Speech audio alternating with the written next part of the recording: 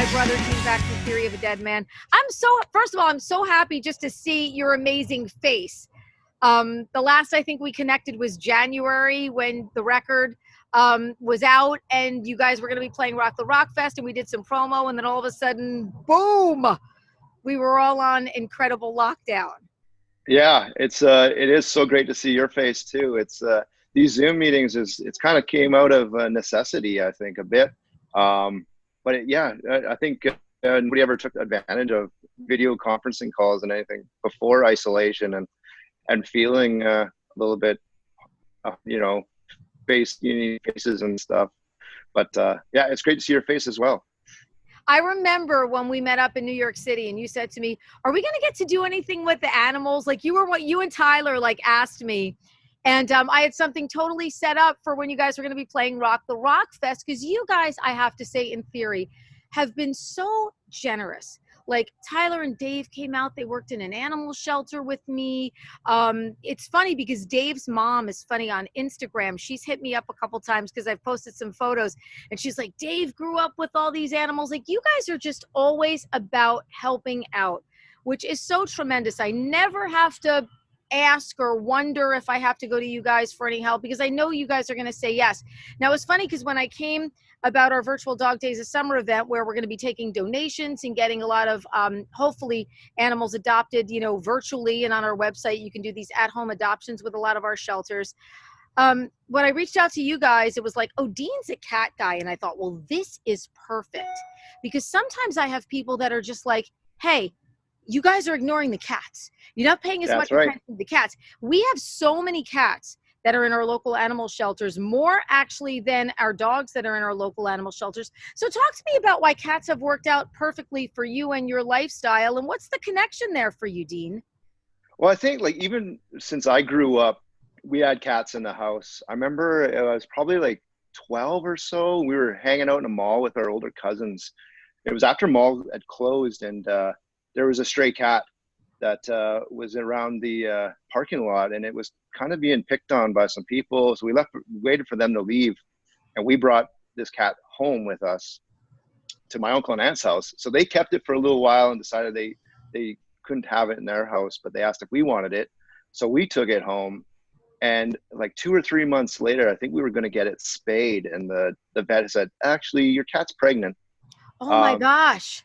Yeah, so we ended up having the birth at our house in my parents' closet in the middle of the night, and we had kittens at the house, and we gave some to the neighbors. We kept a couple. So even growing up for me, we always had cats. Yeah. Oh, Rosie doesn't like the sound of cats. Rosie doesn't like something. Rosie can anything. It could be a bird. It could be the Limu Emu commercial. You don't know what it's going to be. It could be anything for Rosie. She's the protector of the house. So actually, well, think about it. You were really a very early pioneer for rescue, because remember, a lot of times, early in the days, there were things like dog stores, and people didn't really know about how amazing it was to rescue an animal, to help an animal in need. You went to the store, you bought a dog, your neighbor's dog had puppies. We weren't all about the spay and neuter. So you were really an early pioneer in animal rescue, which is just absolutely incredible. And I think, look, I see in the background there, I don't know if it's your daughter in the background. Is that your daughter? It is, because I told them that we might be showing the cats, and my cats are extremely camera shy. You can actually bring her in. Where is she? Isabel, Freya. Where is she? Who do you got? I want to see her. A little bit. Yeah. Yeah, I'd love to see her. Look how sweet they are. They have ears on. I love them. Hi guys, it's so good to see you guys. I spoke with Scott Stapp. He talked about the importance also of having the family and the kids in the house with the animals. He said it has made such a difference in the family dynamic. Let me talk. Can I ask the kids, guys, what has it been like? I've got my pet here. I would never ever be without her. I love her so much. What has it been like for you guys having animals in the house and having your cats in the house? Has it been something that you guys have loved having? Terry's asking how you feel about. Oh, you can? Yeah. It's been fun. Yeah. Yeah. And you guys have loved having the animals in the house, right? You've loved having the animals in the house. Yeah, they're really responsible pet owners. They love playing with their pets and cleaning up after them. Yep.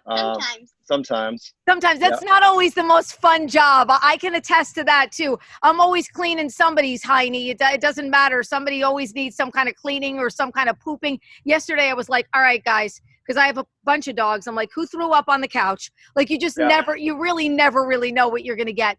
But you know, you get so much back. And I think especially having a full family dynamic with the kids, it's so important. It teaches love. It teaches compassion. It teaches patience. And I think it's so such a well-grounding thing for the whole family. Yeah, absolutely. And we have one cat that will not use a litter box. So every morning it's a new treat to find out where he's decided that he's done his business. Thankfully, he goes number one in the box, but oh, two, that's so funny. house. That's absolutely incredible. That's hysterical. And I would wonder whose job that would be. So where have you come to find your family pets, your family cats? Well, we've always used shelters as well. I grew up with an orange cat that I loved as a kid. His name was So we always have two cats. So when one passes away, it's time to get a new one. And when one of our cats passed away, we needed a new cat. So I searched high and low for an orange cat. I decided I wanted an orange cat. And we found one in a shelter in Kamloops, which is about a 4-hour drive away from where we live in Vancouver. So we drove up on a wintry night, me and my wife, and found him. That's incredible. That is such dedication. And you know, the male orange tabby cats are not that easy to find. No, they're not. And everyone I've met has had like the most incredible personality. So that's why we searched for one and we found him. And yeah, we drove 4 hours in a winter storm, found him, brought him home. His name was Pockets at the time. And we had to change his name. Changed him to Murray. And I think one of my daughter Freya is going to go find Murray. Yeah, he gets very stressed out if we pick him up. Yeah, I would love to see. I would love to see. Yeah. So, and Maurice, he's a little sprayed. Unfortunately, this whole quarantine stuff, not unfortunately, but the girls are home from school now all the time. And the cats especially really like that 6-hour break away from the kids. Yeah. Yeah, Abby's a little bit older. She's got arthritis.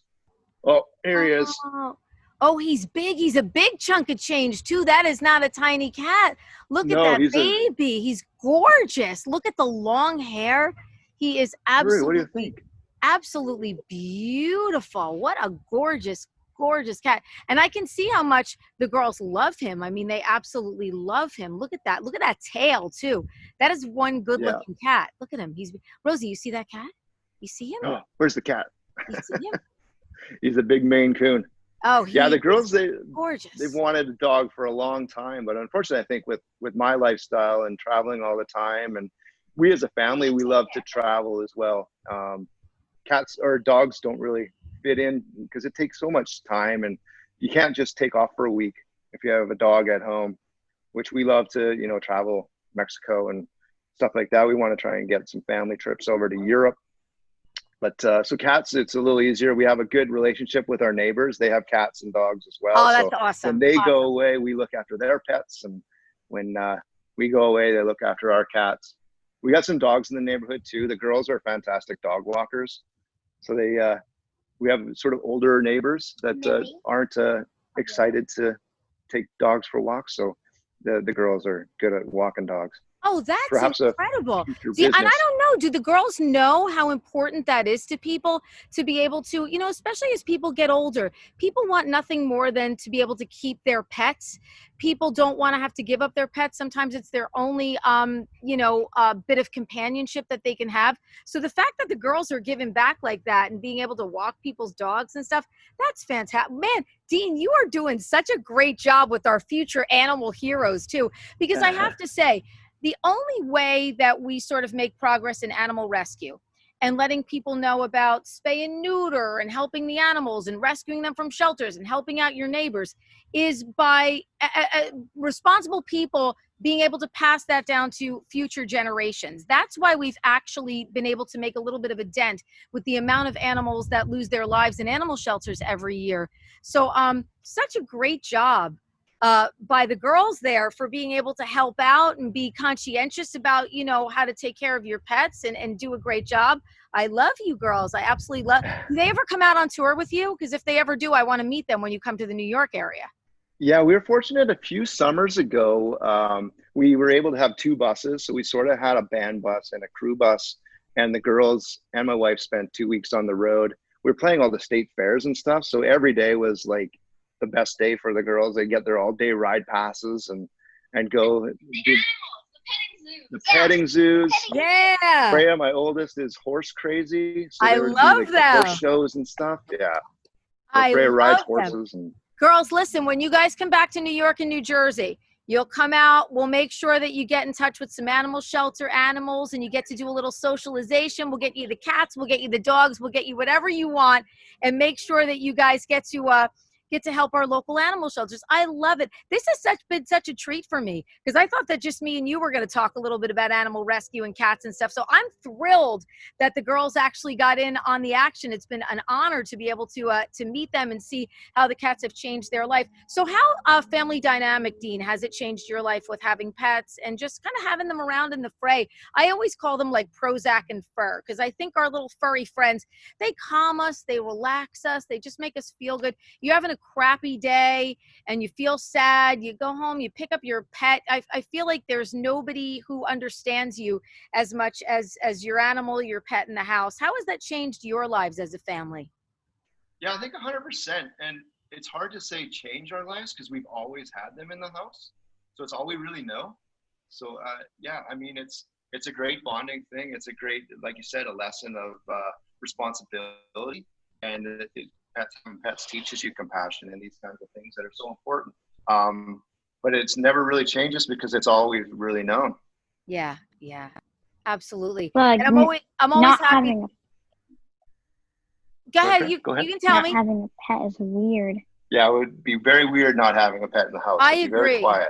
I couldn't agree with you more. I always have multiple pets.